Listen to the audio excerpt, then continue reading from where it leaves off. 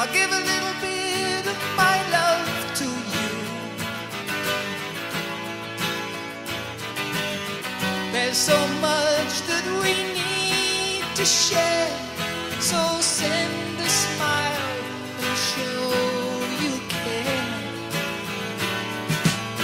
Alright, I'll give a little bit, I'll give a little bit of my life for you. So give a little bit, I'll give a little bit of your time to me. Señor Rodríguez, ¿a dónde va mi dinero? ¿A dónde va su dinero? ¿A dónde va nuestro dinero? Pues a prestar servicios, garantizar infraestructura y yo diría que responder a una sociedad moderna. Los recursos públicos son los que financian la sanidad, las pensiones, la educación, las ayudas sociales, la vivienda, las carreteras, la policía, el control de fronteras, las ayudas al transporte. Es el sector público el que hace que una parte de nuestra vida esté organizada y resuelta al margen de nuestra condición económica. Si usted o yo tenemos un problema de salud, usted y yo tenemos garantizado unas prestaciones gratuitas y universales como pocos países del mundo. Y eso son gracias a los impuestos, ¿no? Canarias es un territorio ultraperiférico, es un territorio singular, también tiene particularidades fiscales y de financiación autonómica. ¿Sobrevivimos en Canarias gracias a esas particularidades? O dicho de otra manera, ¿qué sería de nuestra economía y de nuestra situación de no tener esas singularidades? Pues serían las cosas mucho más complicadas. Por ejemplo, el transporte aéreo o el transporte marítimo de mercancías tiene una financiación del 100% para las cosas que aquí se producen. Cuando usted y yo cogemos un barco o un avión por ser residentes canarios, tenemos un descuento del 75%.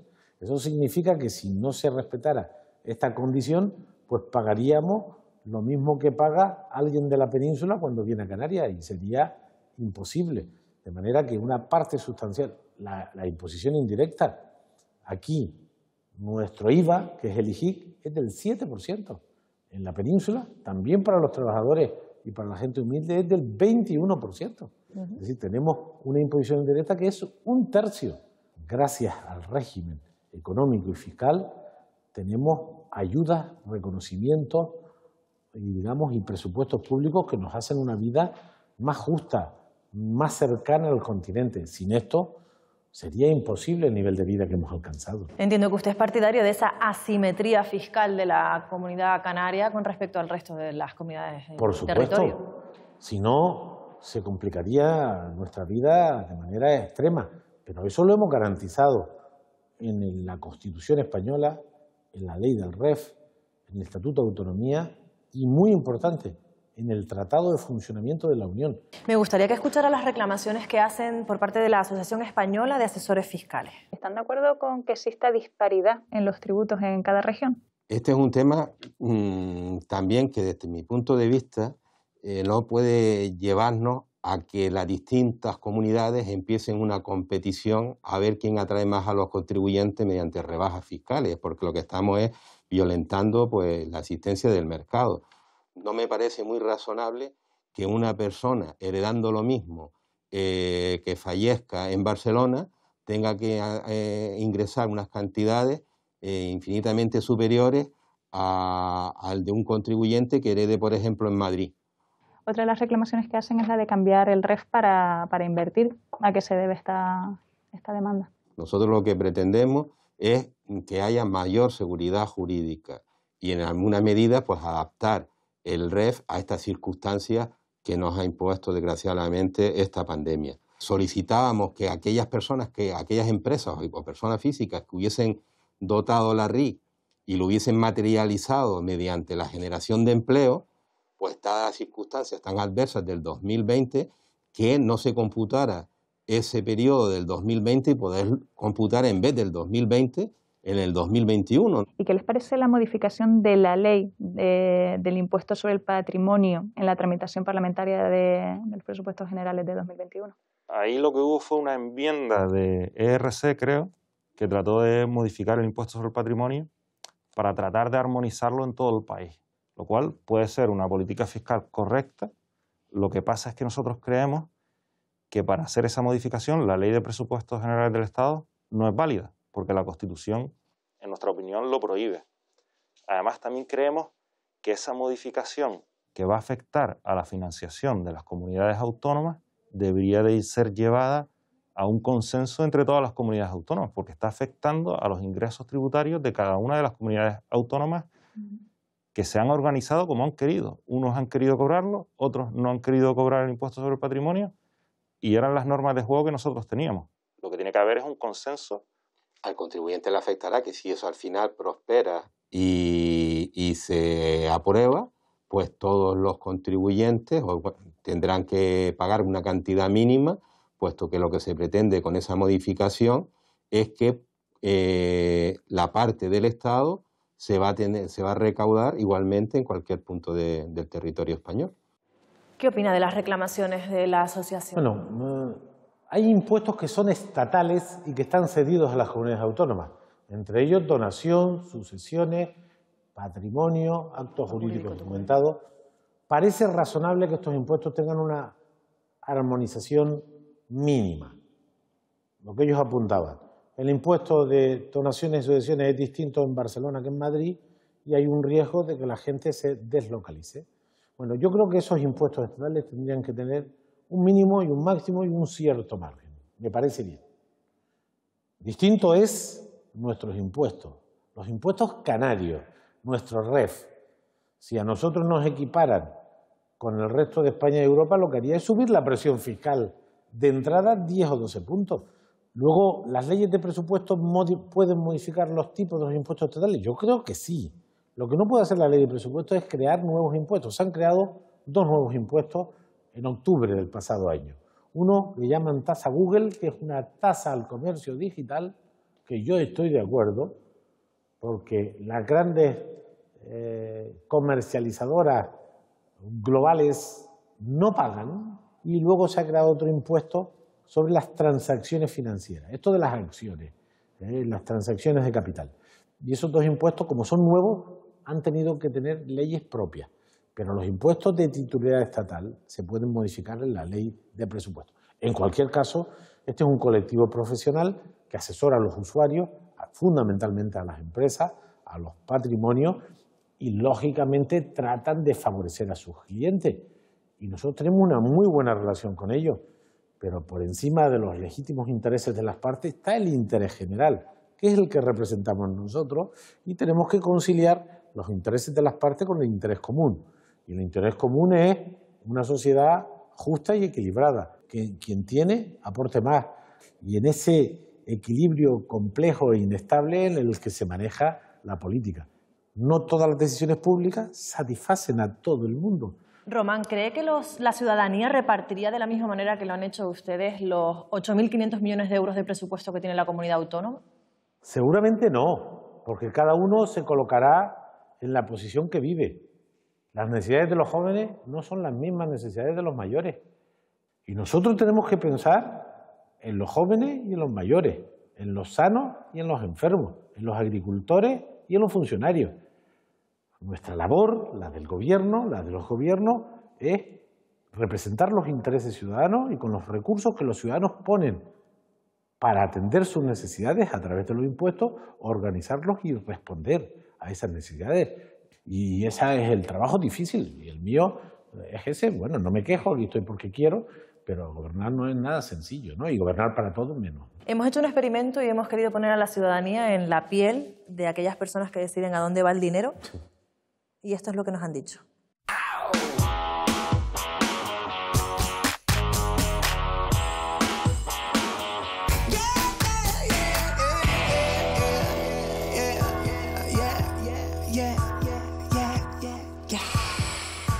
Jorge, Sheila, ¿ustedes conviven juntos? Sí. ¿En pareja? ¿Es difícil llevar la economía en casa, gestionar todos los gastos? Bueno, a mí me gusta. Pues ahora vamos a trasladar eso un poco a lo grande, con sus 100 céntimos. Estas son las 10 partidas más importantes. Pues ¿cómo las distribuirían ustedes? Yo empezaría por educación. Yo también. Sí, dale, hay educación. Le pondría hasta 15 céntimos incluso. Sí. 15 céntimos de educación, Sí. por Bueno. encima de sanidad incluso. Sanidad. Sí, porque puede las ser nuevas a la par generaciones también. creo que necesitan bastante base educativa porque ese es el futuro realmente de cualquier sociedad, ¿no? ¿Cuál sería el siguiente? ¿Sanidad? Ponle 10 de momento. Si, Pesar de la- si sobra se le pone un poquito más, pero la sanidad de la era también, COVID. es que la educación está tan mal. Servicios sociales. ¿Cuánto le ponemos a servicios A sociales? 10 céntimos. 10 céntimos, o sea, lo mismo que a sanidad, más o menos. Sí. 10. Ponle 10 de momento, sí. 10 al sector primario, industria, turismo, comercio. Y justicia y seguridad, ahora mismo le pondría 5, porque 5. creo que ahora Justicia y seguridad. Sí, le Creo. dan más importancia a lo mejor que A sanidad obras más que públicas, a- por ejemplo. obras públicas de momento puede parar un poco, porque la Sí, ¿tú sanidad crees? está tan mal, ¿no?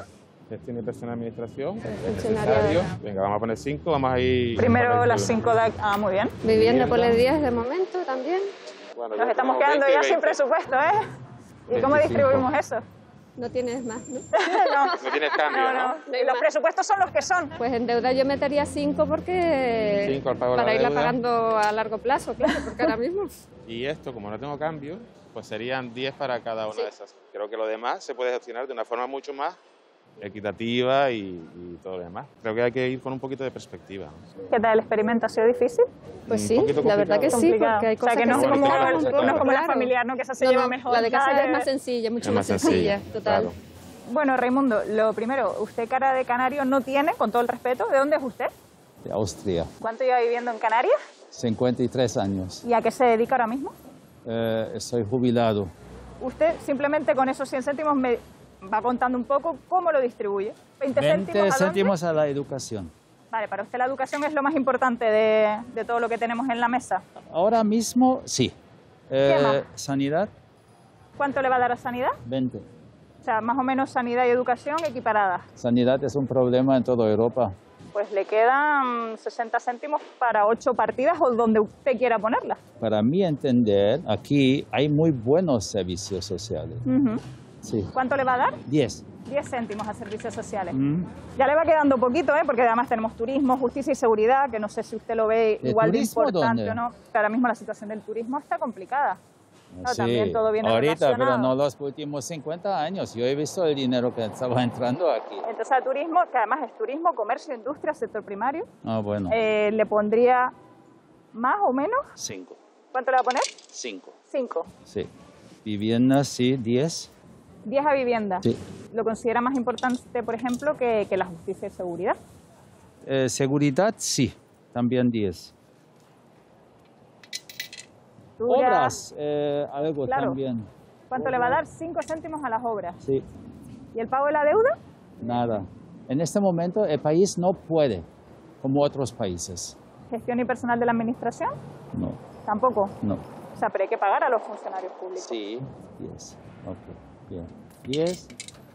Empleo Empleo. también. Es que empleo es bastante importante y tampoco de momento no lo hemos tocado. 10. 10 céntimos a empleo. Aquí tal vez funciona más el sentimiento que la cabeza, porque usted tiene razón. Es un momento dificilísimo. Bueno, miren, Mireia, ustedes son estudiantes. ¿Sí? ¿Qué estudian? Música. Música. Como estudiantes del conservatorio, también nos parece importante la cultura. La y aquí no cultura. está. Y se le destina, se lo digo ya, el 0,5% del presupuesto. Aquí están, como te digo, las 10 más importantes. ¿Por qué empezamos? Como estudiantes por educación. Muy bien. ¿Y cuánto le van a poner a educación? 20. Venga, 20. 20 en educación. 20 en educación. O sea, primero educación antes que sanidad. Sí. Otros 20 en sanidad. Vale, o sea, lo mismo en sanidad y en educación. Sí. Van a ser equitativas ahí. Bueno, ¿O Sí. no? Uy, empiezan las dudas. Yo pondría 20. ¿Sí, no? bueno, empezamos así y luego ya vemos. cómo nos Bueno, queda. vale. Pues esto va por capítulo. En En empleo, empleo, 10. 10 para empleo. otros 10, ¿a cuál? En vivienda. 10 para vivienda. Bueno, y aquí también es muy importante el turismo. Por eso. Pues otros Otro- 10 a... Sí. A turismo. Sí. ¿Y cuánto nos queda? Porque, claro, 10, 20, 30. 30 servicios sociales de Yo momento pondría ustedes no han servicios puesto, sociales. pago de la deuda, Sí, servicios sociales. obras públicas, ¿Qué? 10. 5 o 10. Bueno, ponemos 5. servicios sociales. Nos quedan estos 4, ¿no? Los 4. Y 20 céntimos. Y nos sobran 5 en sanidad. Sí. 1, sea, equitativo y un poquito más para sanidad. ¿Qué tal la experiencia de ponerse en los que reparten esos presupuestos? Es complicado. Es muy complicado dividirlo. También podrían mirar más por los empleados y por el sector también del ocio o del turismo, porque al final están todos perjudicados. No hay dos personas que repartan igual el presupuesto. Claro.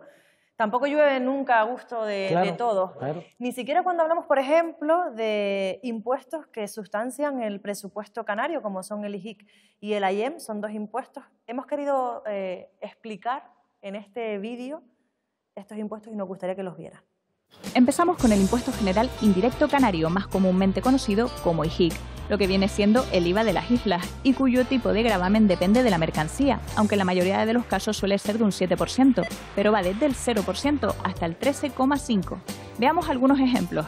Los productos que tienen más IJIC son los perfumes o colonias, las vajillas de porcelana, los artículos de vidrio o cristal con finalidad artística o de adorno, o los relojes de más de 120 euros. Con el IJIC más bajo o inexistente nos encontramos con la harina, chocolate, libros, diccionarios, geles de baño, bolsos, calzado o confección, entre otros.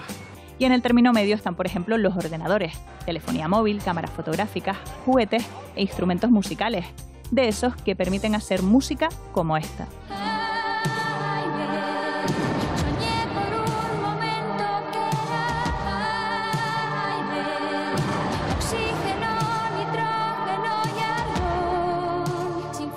¿Saben qué tienen en común ese oxígeno y nitrógeno a los que hace referencia Mecano con un puff, una rosa, una vela o un chándal?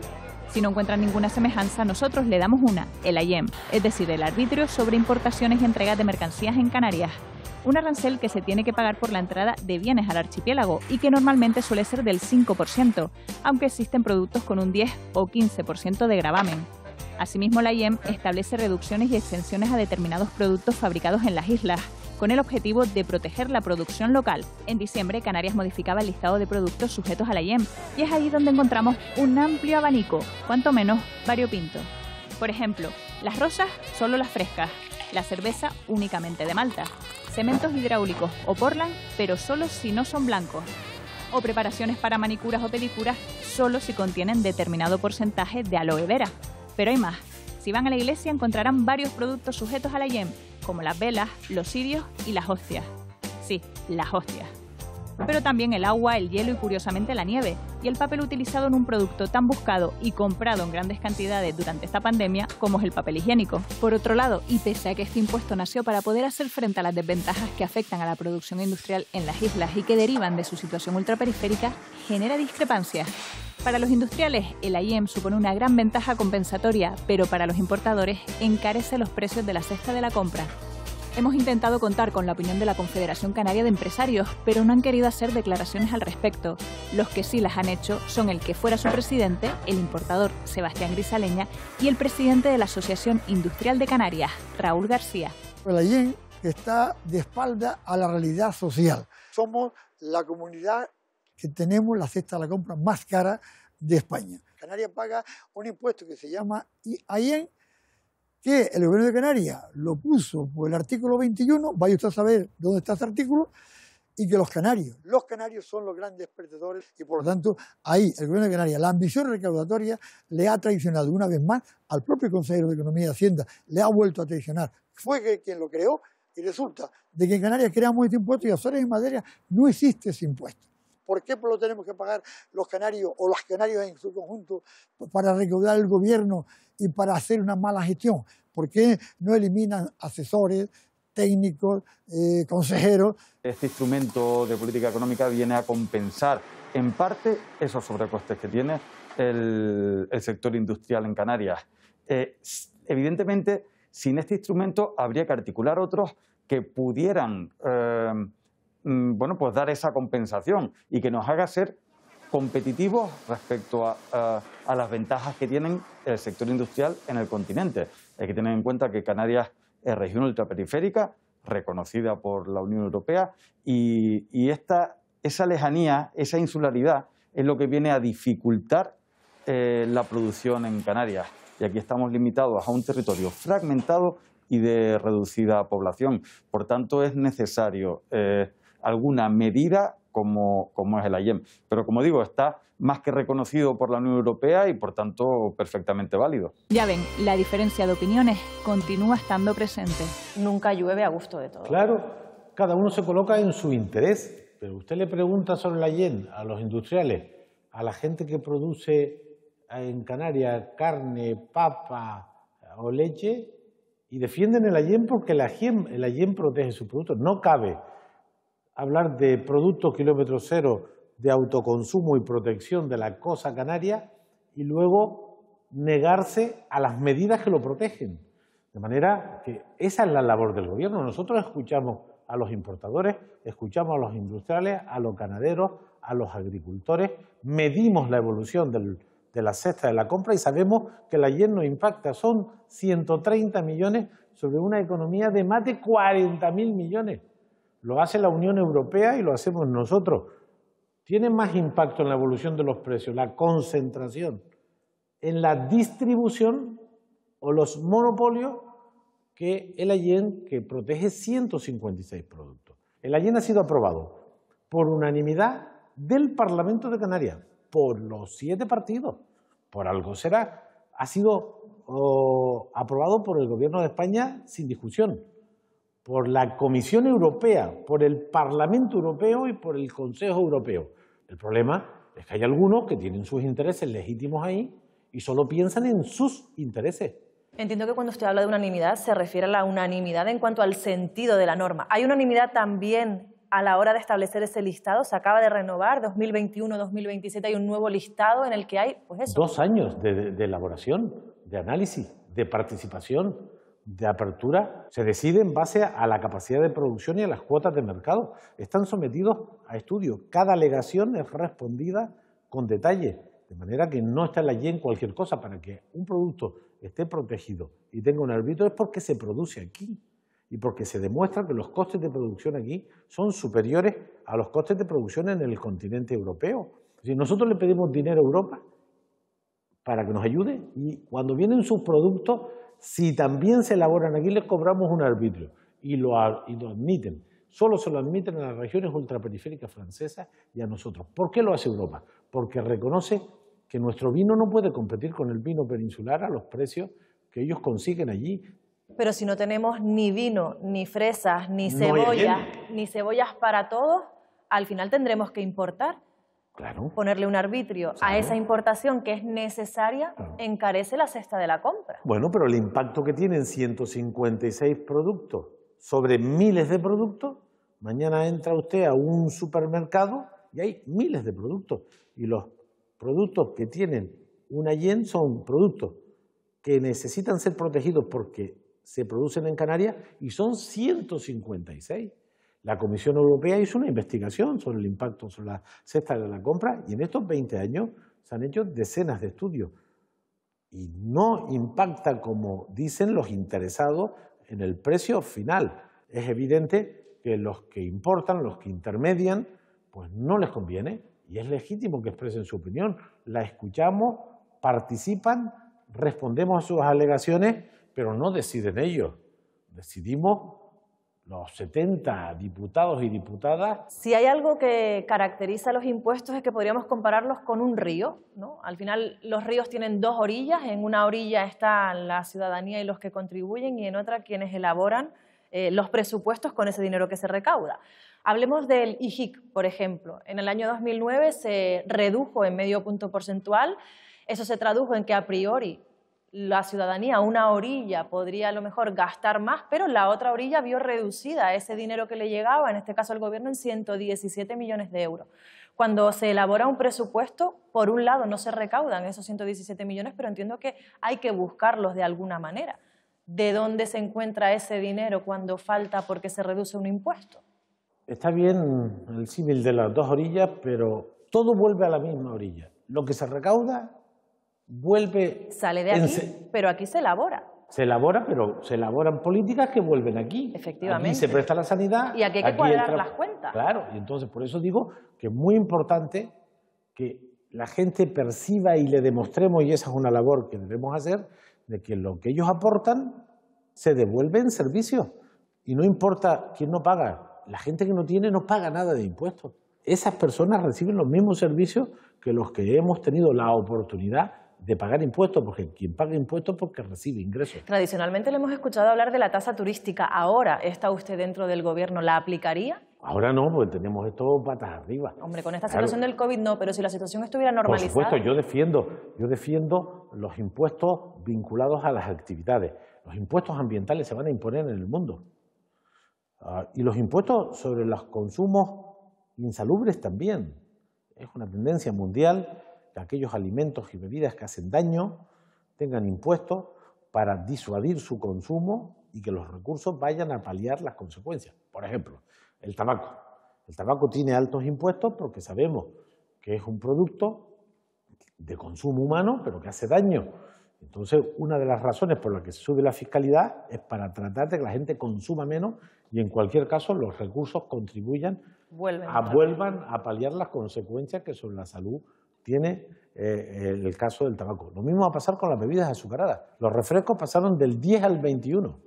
Yo soy partidario que en medio de la crisis, lo mejor es no tocar los impuestos si te lo puedes permitir, pero cuando normalicemos la situación, yo no tengo duda que los impuestos ambientales y los impuestos para proteger la salud se van a imponer en el mundo entero.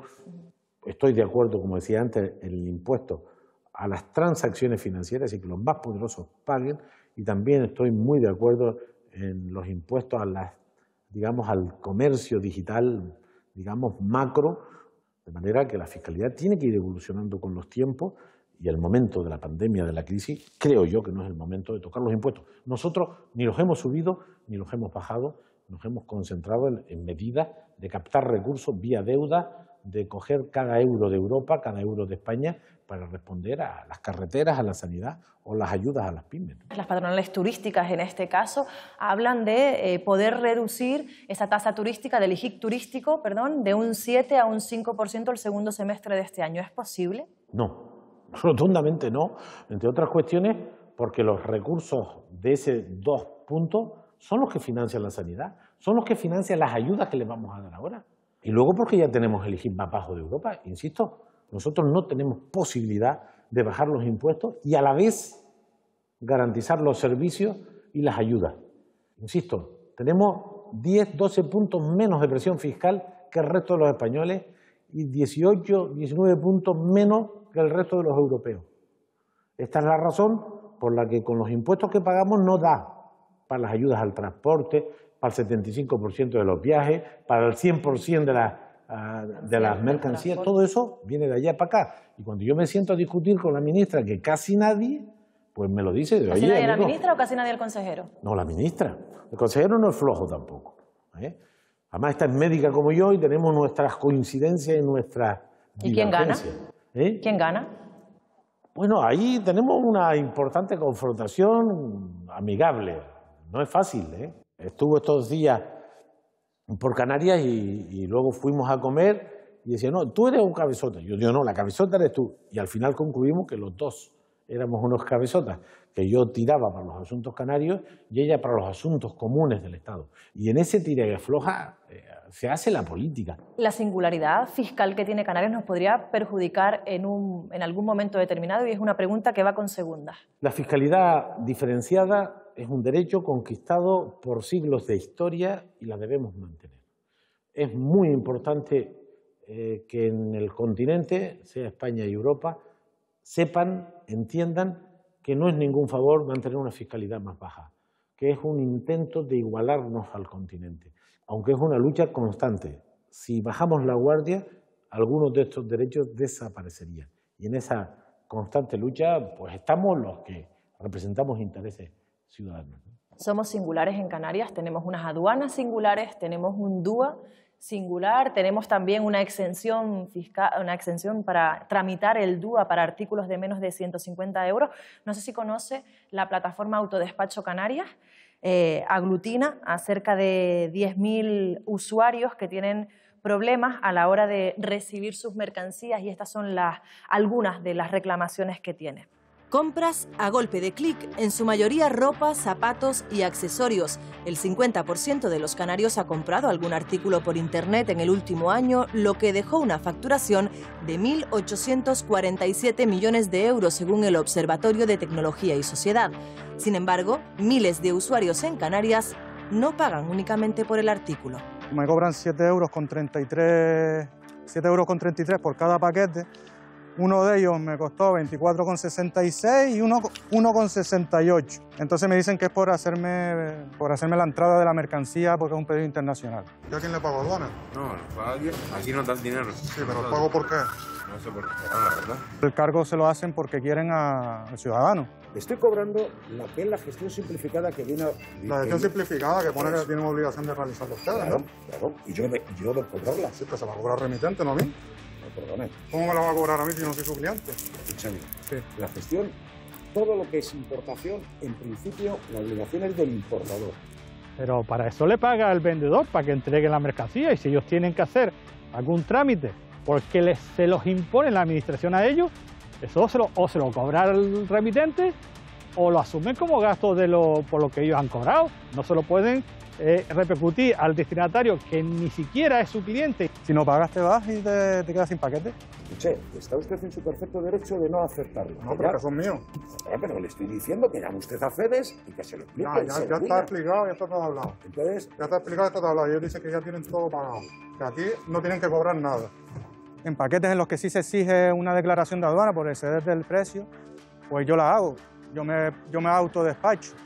Y entonces, como ellos previamente me han hecho una propuesta de despacho y no accedo, incluso de 90 € me la han hecho, cuando a mí me sale 0, y ha sido como, bueno, no me pagas los 90 €, págame 25. Y si no, el mismo resultado, y si no, no te doy el paquete. Pero si yo no he permitido que hagan despacho en mi nombre. No sé, si quiere háblelo con el jefe de este tema. Sí. Ya le digo que si no los pagan, se los puede llevar seguro. Uno de ellos aparecía en el sistema como que estaba destruido, decían ellos. No sé la potestad que tienen para destruirlo. No me dieron explicaciones porque milagrosamente el paquete apareció y yo no sé si es que a alguien no le gustó lo que había dentro, porque es que encima me lo dan así. No sé si es que está repegado. Entonces igual miraron, no les gustó lo que había, no les interesó y dice, pues bueno, se lo damos. Y el otro me aparecía como que no me hacía cargo del pago, cuando yo nunca he dicho eso, simplemente ellos me llamaron y me dijeron que si iba a pagar. Yo le dije, bueno, dime lo que es. No, si no vas a pagar, no te lo llevamos. Un gasto de 7,33, caballero. ¿Los dos? Sí. Bueno, los dos no, cada uno. ¿Cada uno? Cada uno. Hoy son 7. Mañana pueden ser 16, o 20, o lo que ellos quieran. Toda la semana recibo 10, 15 paquetes de correo. ¿Por qué correo no me lo cobra? Porque el correo va por la ley postal universal, caballero. Ley postal universal, que no tiene nada que ver con esto. Es el régimen 080. Si mañana, en vez de 7 € me quieren cobrar 50 también sin avisar. Y luego ya, cuando encima quiero pagar, no puedo pagar con tarjeta. Me dicen que no. Vale, pues pago en efectivo, es decir, cediendo a todas las concesiones. Venga, pago en efectivo. Vale, dame facturas, ¿no? Y tampoco me dan facturas. Que las facturas nosotros no las hacemos. No, a ver, pero si yo le pago necesito una factura, ¿no? Por lo menos. Es decir, encima ya. Es decir, me han dado los albaranes de los documentos de aduana, que eso es trabajo de ellos. Me han dado esto como factura. No tiene ningún valor fiscal. Yo firmo un recibí que en ese momento ya puede estar destruido. Nosotros tenemos quejas en este sentido en todos nuestros foros. Por lo menos semanalmente una media de 30 o 40 personas. Pero vamos, eso es simplemente la punta del iceberg, porque la mayoría de la gente no sabe que le están cobrando una cantidad ilegal y no saben nada. El más sangrante que yo recuerde fue una persona que recibió un certificado médico por carta y le exigían 32 € por trámite de bajo valor. Aquí tenemos el gran problema de que aquí no es territorio de IVA, ¿vale? Y aquí hay una doble aduana, podríamos decir. Entonces, todo lo que viene de península y todo lo que viene de países comunitarios, pues aquí, cuando entra o sale de Canarias, pues hay una importación y una exportación. Puedes hablar de una introducción, da igual, hay una importación. Con todo lo que eso conlleva, desde el tipo de obligaciones documentales y pago, en su caso, de sus impuestos. En 2017, Canarias cambió la norma, lo que suponía un impulso al comercio electrónico. A partir de entonces, los artículos que costaran menos de 150 € no tendrían la obligación de pagar IJIC de importación ni hacer el DUA, el documento único aduanero. Sin embargo, las mensajerías tienen la obligación de hacer las llamadas declaraciones de bajo valor para controlar qué entra en el archipiélago. No es un problema fiscal, no tiene nada que ver con la fiscalidad, es un problema de sobrecostes, sobrecostes adicionales imprevistos porque algunas empresas trasladaban a los importadores algunos costes con los que no contaban. Bajo diversas denominaciones, que si gestión del DUA, que si factaje, que si gastos de depósito, etcétera, etcétera. Es cierto que en los últimos años han habido una serie de novedades y cambios legislativos que a la práctica no están utilizando todas las compañías, y los motivos, bueno, pues ellos sabrán cuáles son. Nosotros tuvimos muy claro desde ese momento que a partir de ahí dejamos de hacer el despacho de importación, cambiamos la tributación aduanera a la gestión aduanera, perdón, y por tanto el coste de ese servicio bajó radicalmente.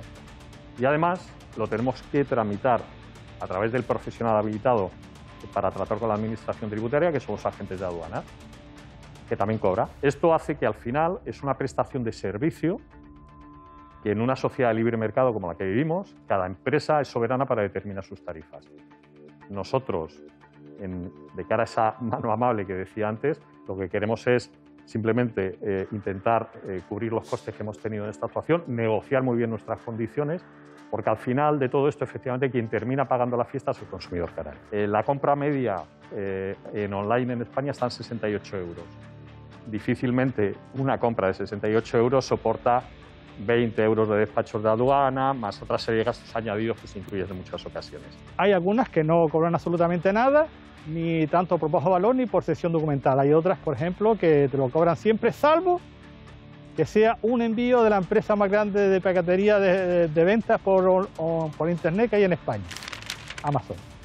Con esos nunca se meten y no le cobran nunca a los clientes. Se los prohíbe a sus operadores y le dice que como ellos lo hagan, pues le rompen el contrato y se van. Nos hemos puesto en contacto con las 6 empresas de paquetería más grandes que operan en Canarias. FedEx, DHL y Seur no han respondido a nuestra petición y Aman Islas y Correos Express han declinado hacer declaraciones. UPS ha sido la única que ha dado su versión. Asegura que para cubrir los costes administrativos de despacho de estos envíos de bajo valor, la empresa subcontrata de UPS en Canarias cobra 15 euros al destinatario, a menos que el remitente le indique a UPS en el momento del envío que ellos se harán cargo de esta tasa. A este afectado, una mensajería le pedía el pago de 22 euros por facilitarle el número de su paquete, imprescindible si quería autodespacharse. Pues era para que lo supiera, que son 48 euros, como veo que el valor son 66,73. Digo, no sé si le sale rentable autodespacharse. Unos 22 euros por el DUA y más el ICI de las facturas. ¿Le sale lo más rentable? No, vamos a ver, por supuesto que me saldría más rentable. Lo que pasa es que por una documentación que de mí me pertenece a mí no me parece justo tener que pagar 48 euros. Si me van a hacer la documentación, cuando venga el repartidor, me trajera una factura declasada con ese cargo y la hoja de reclamaciones del Gobierno de Canarias. Esta otra persona tuvo que pagar 16 euros por recibir sus enseres personales procedentes de Italia.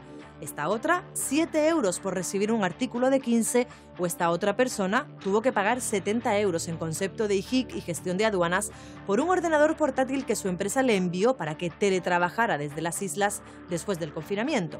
Pero los regalos que nos hacen las compañías por acumulación de puntos o las muestras tampoco están exentos. 30 euros tuvo que pagar esta persona por recibir unas bayetas gratuitas. Hasta algunos repartidores consideran abusivo este cobro.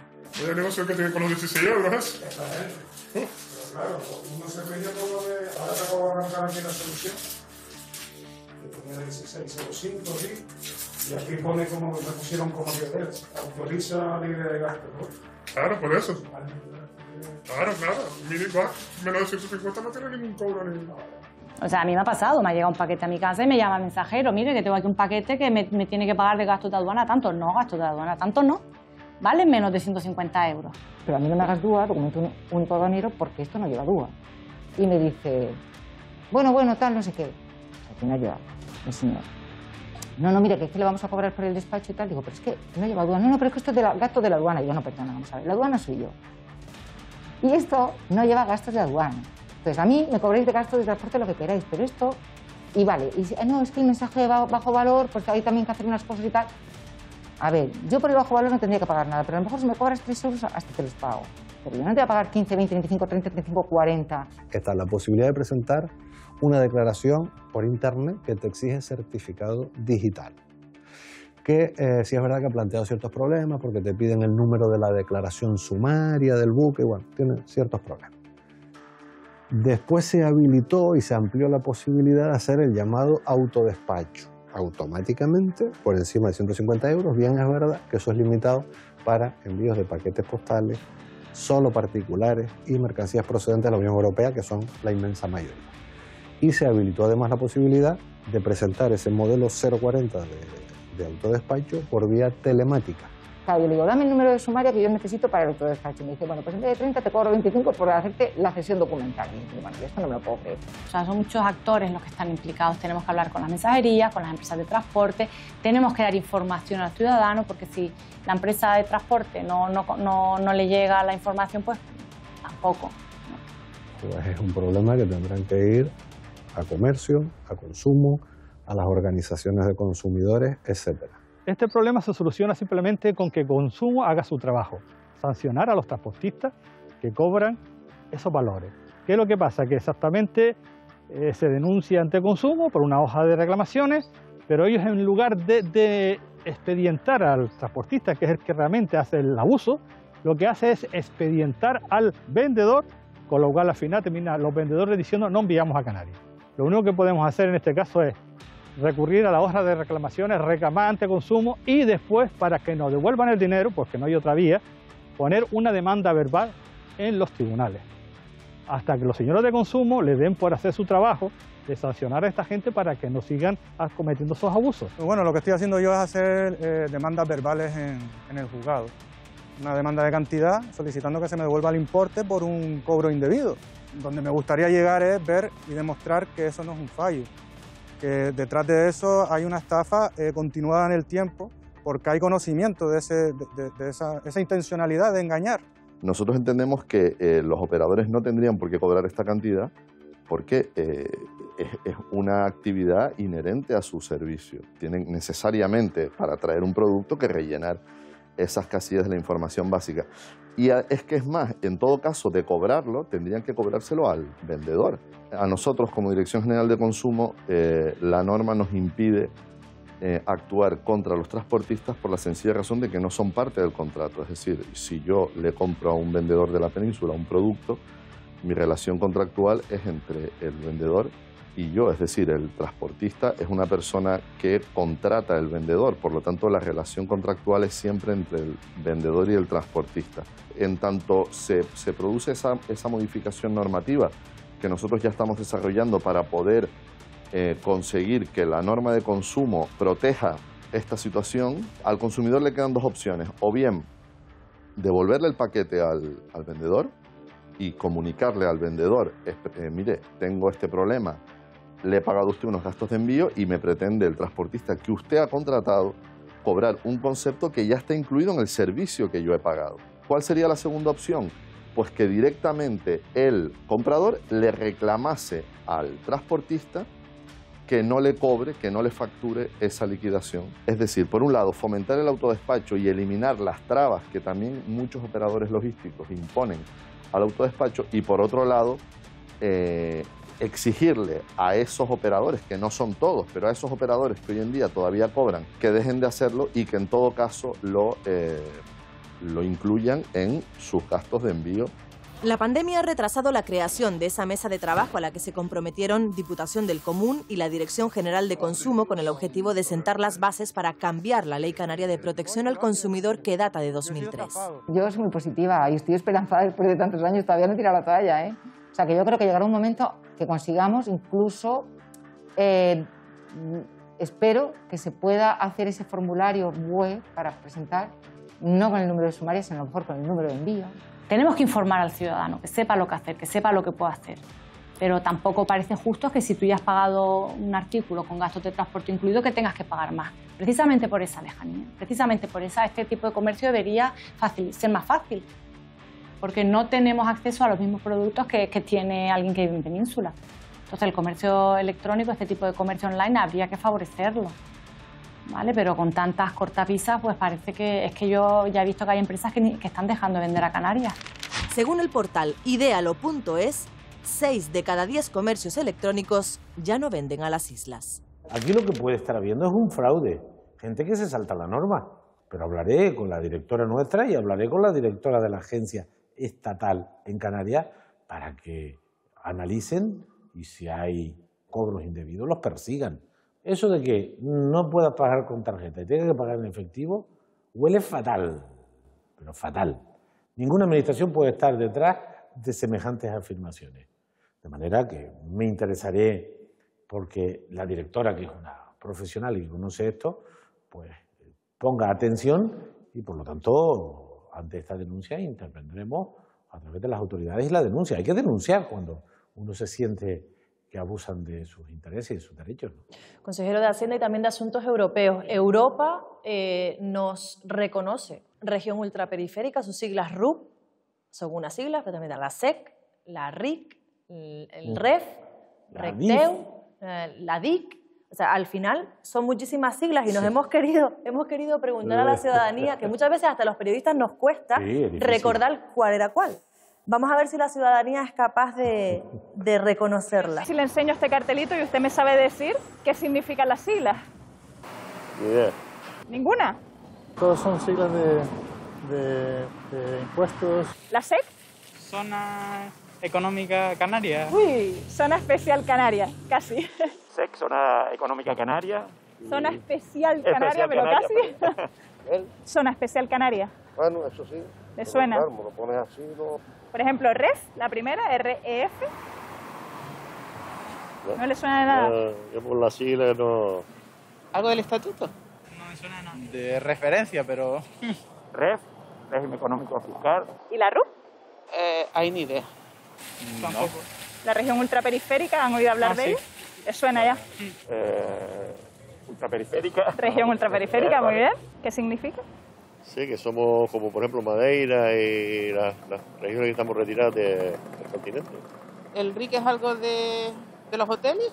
El RIC, no me acuerdo qué es. La Reserva de Inversiones Canarias. ¿Y la más larga? ¿La REACDIU? Esa menos. Esa menos. Esa menos. Esa nunca la había visto. Algo de la Unión Europea. Sí, será. Y la otra, no sé, algo de la Unión Europea. Apruebo. Aprueba. Me suena que eso sí que solo quedan los políticos. Consejero, se le cae el alma a los pies cuando hasta la saciedad lo oímos hablando de estas siglas y que la ciudadanía no sepa a qué nos estamos refiriendo. Bueno, tenemos que seguir haciendo un esfuerzo, tenemos que seguir comunicando, tenemos que seguir divulgando las ventajas que hemos conquistado y que facilitan nuestra vida, y por lo tanto ahí la responsabilidad es nuestra también. Es decir, si después de tantos años no hemos conseguido popularizar lo que esto representa, alguna responsabilidad tendremos. También los medios de comunicación nos tienen que ayudar, pero yo comprendo que un ciudadano a pie no se sepa esto. Lo que se me cae el alma a los pies, que existan responsables públicos que no se lo sepan, ¿no? ¿Existen? Bueno, el nivel de desconocimiento del régimen económico y fiscal, de lo que es la deducción de inversiones, lo que es la zona especial, sorprendería entre responsables públicos. De manera que lo que nos obliga esta encuesta es a redoblar el esfuerzo para que aprendamos a apreciar las conquistas que tenemos y la responsabilidad. Asumo una parte de culpa en el desconocimiento que pudiera haber. También la sigla engaña. Cuando le dice régimen económico y fiscal, la gente lo puede identificar mejor. Cuando habla de región ultraperiférica, lo identifican mejor, pero comprendo la complejidad técnica que tiene y lo que es fácil de divulgar son las escandaleras y los chacarrillos. Eso en 3 minutos. Más difícil divulgar son ideas, principios, leyes o conquistas de este tipo. Yo soy consciente de ello, pero debemos ser autocríticos y seguir avanzando en que reconozcamos nuestros fueros, nuestros derechos, nuestras conquistas históricas, ¿no? Son siglas que determinan las relaciones de Canarias con España, las relaciones con el resto de España, las relaciones de Canarias con Europa. ¿Qué papel juega José Julián Zafra en todo esto? Este era becario cuando yo fui presidente hace 20 años. Cuando yo estaba en Bruselas representando a Canarias, entonces él era un becario de la oficina canaria en Bruselas. ahora es el director general de Asuntos Europeos.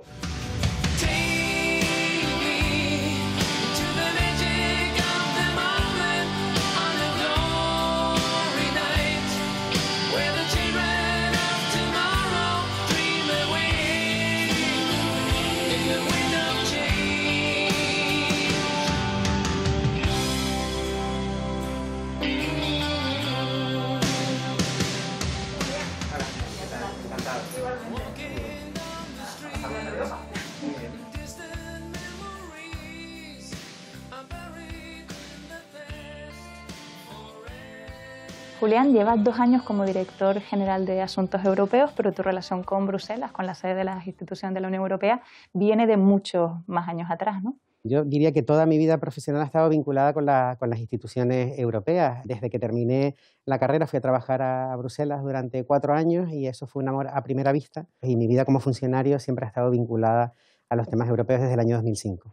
¿Y cómo ha evolucionado la relación de Canarias con Europa en estos años? La propia Unión Europea ha ido reconociendo nuestras singularidades y además Canarias ha ido poco a poco adaptándose a las exigencias de la Unión, con lo cual al final tenemos una relación viva que nos ha dado una situación absolutamente modulada. ¿Y qué hemos ganado y qué hemos perdido, si es que hemos perdido algo siendo europeos? Las ventajas de participar a la Unión Europea se manifiestan tanto desde el punto de vista de los valores democráticos que constituyen la Unión, como la pertenencia a una comunidad de destino conjunta dentro de la Unión, y también desde el punto de vista económico y social. Así participamos en el mercado único, tenemos libre circulación de personas, de mercancías, de capitales, podemos desplazarnos dentro de la Unión Europea para atender a una oferta de trabajo o, por ejemplo, disfrutar de una beca de movilidad Erasmus. Es verdad que toda moneda tiene su cara y su cruz y probablemente hayamos perdido algo. Generalmente las normas europeas limitan tu capacidad de maniobra o condicionan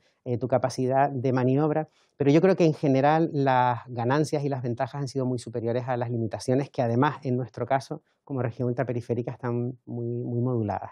¿Qué papel tiene Canarias en Europa por ese estatus de RUP? Ha sido fundamental porque nos ha dado una visibilidad que probablemente no hubiéramos tenido aisladamente. Tenemos, por ejemplo, ahora una unidad específica en la Comisión Europea que lleva los temas regiones ultraperiféricas. En el Consejo tenemos un grupo de trabajo que conoce de los temas de regiones ultraperiféricas. O sea que Canarias es importante dentro del contexto europeo. Yo creo que sí que es importante dentro del continente europeo precisamente por su condición de región ultraperiférica, ¿no? Al final nos ha visibilizado, nos ha dado cauces específicos de interlocución con las instituciones europeas e incluso instrumentos jurídicos a nivel del tratado, como el artículo 349, para adoptar medidas específicas. ¿Y qué crees que aportamos Canarias a Europa? Primero, una serie de características geomorfológicas y climáticas que ofrecen un gran potencial desde el punto de vista de la biodiversidad, del medio ambiente y de los recursos naturales. Esto al final lo que nos va a permitir es que las RUP se conviertan en verdaderos bancos de ensayo o laboratorios para poder afrontar, por ejemplo, los grandes retos que se están planteando ahora frente al cambio climático, por decir un ejemplo, y modelizar respuestas que puedan ser luego exportables bien a nuestra área de influencia, en la Macaronesia en este caso, por ejemplo, a otras regiones insulares de la Unión o al conjunto de la Unión. Somos las fronteras exteriores más alejadas de la Unión Europea y yo creo que esto nos permite pues, proyectar el modelo europeo pues, de paz, de democracia y de derechos humanos, ¿no? ¿Y cómo se le explica a Europa las necesidades de Canarias? Con mucha paciencia, con una gran insistencia, con tesón. ¿Y cuánto dinero llega de Europa a Canarias y para qué se utiliza? Tenemos un retorno en general bueno y más aún si nos comparamos con otras comunidades autónomas. En gran parte precisamente por ser región ultraperiférica que modula o aumenta las cantidades que recibimos. Por ejemplo, si pensamos en el periodo actual, 2014-2020, que acaba de terminar, pues recibimos solo en fondos estructurales en torno a 4.500 millones de euros. Pero a eso habría que sumar, además, las cantidades que se reciben por Canarias a través de otros programas específicos o sectoriales, como puede ser pues, el programa LIFE en medio ambiente, el programa Erasmus en educación o Horizonte 2020 en el caso de investigación, desarrollo e innovación. Salir de la visión de que la negociación en la Unión Europea solo son fondos, yo creo que es importante para ser conscientes de que hay muchísimos ámbitos en los que nos jugamos también resultados importantes para Canarias. El régimen económico y fiscal singular de Canarias, al final, depende de una negociación estratégica, intensa con las instituciones europeas para permitir que los incentivos que están recogidos en el REF realmente encajen dentro del derecho europeo. Por ejemplo, hay una serie de contingentes aprobados para Canarias que permiten que importemos con un arancel cero. ¿Y se suele llevar más financiación el que mejor convence? En Europa no se regala nada y la condición RUP tampoco vale para todo. O sea, la condición RUP solo se puede argumentar en aquellos casos en los que la ultraperiferia es manifiesta. De esta forma es absolutamente fundamental hacer un trabajo previo en todos los ámbitos. Y con el trabajo previo me refiero a anticiparse al propio proceso negociador. Es fundamental contar con personal especializado. Con personal especializado, por un lado, en los asuntos europeos, pero también en los asuntos canarios. Llevamos más de 30 años convocando unas becas de formación de posgrado en asuntos europeos a través de esta Dirección General que permite a recién titulados canarios poder realizar cursos de especialización en este ámbito. Y lo que se pretende precisamente es crear una masa crítica de gente preparada canaria que pueda dedicarse a esto en el sector público o en el sector privado. Es una persona con perfil estrictamente profesional, este es otro de los directores generales de mi departamento, que está por su valía profesional. No tiene nada que ver con mi partido, ni con la política en sentido estricto. Y es un gran profesional, lleva, a pesar de su juventud, 20, 25 años vinculado a la política europea, conoce perfectamente la estructura de la Unión, conoce la Comisión, por supuesto el Tratado de Funcionamiento, los reglamentos, y es persona clave siempre y ahora más, porque una parte sustancial de los recursos para combatir esta crisis son recursos que vienen de Europa y que tienen una reglamentación compleja, muy exigente. Otra de esas siglas es la SEC, es la Zona Especial Canaria. Así que me gustaría en un momento determinado que me comentara qué papel juega esa Zona Especial Canaria, que es otra de las siglas que veíamos. La Zona Especial Canaria es un espacio para facilitar la atracción de capital y generación de actividades, porque la fiscalidad que se paga ahí es muy inferior a la que se paga en el resto. Por lo tanto, es uno de los instrumentos para eso que llamamos diversificar la economía. Y además ahora tenemos la fortuna que hemos puesto al frente a dos jóvenes, Pablo Hernández y María José Miranda, que yo creo que vamos a poner este gran instrumento para el futuro de Canarias en manos de dos personas con una formación extraordinaria, con una proyección.